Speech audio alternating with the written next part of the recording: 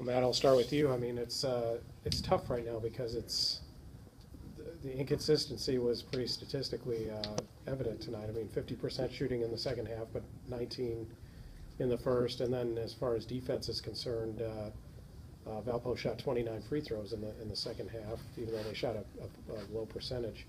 And just, do you guys kind of feel like you're kind of chasing that right now, that inconsistency, and trying to get it figured out on both ends of the floor? Yeah, I think that's kind of what's holding us back from being a really good team.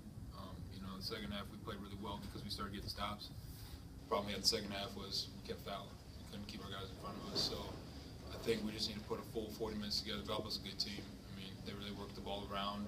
Like you said yesterday, they grinded out. So they were getting their good looks. It just comes down to getting a full 40 minutes together, us playing together defensively, and carry it over to the offensive end. Brenton, what do you think is the key to doing that?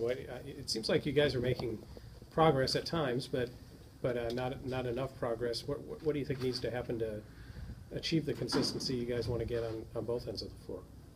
Well, just focusing in on those possessions, on the offensive end, not making silly turnovers or running the play through, making sure we get a good shot, not having any mental lapses on defense, and making sure we know our scouting report on the defensive end. So those little things can help us win ball games.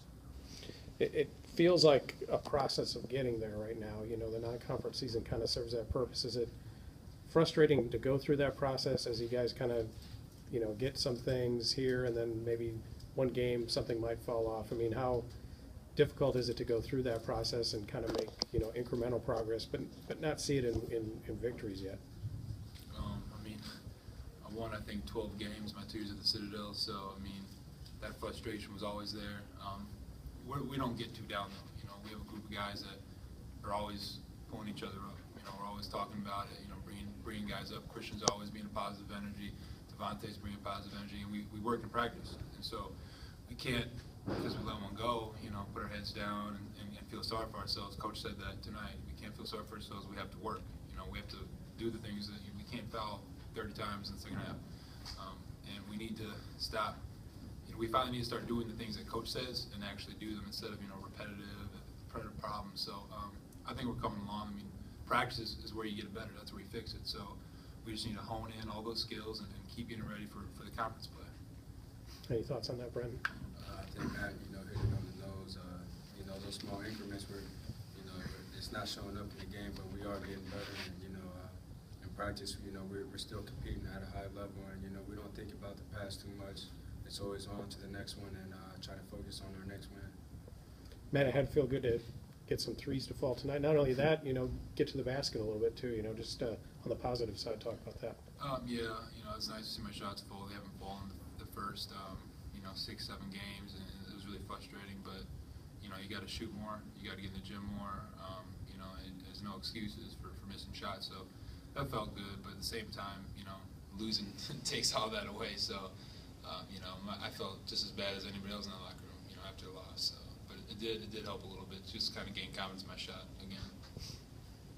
Any other questions? It seemed like in the second half, as a team, collective group, you guys really focused on shutting down Peters, and you guys simply frustrated him. You didn't even hit a jump shot. Could either you guys describe the adjustments coach suggested in halftime for that, please? Yeah, I mean, Alec Peters is a very good player. He was on, I think he's on a couple of the awards for the postseason or whatever, but very good player. They run a lot through him. Their offense is very well oiled.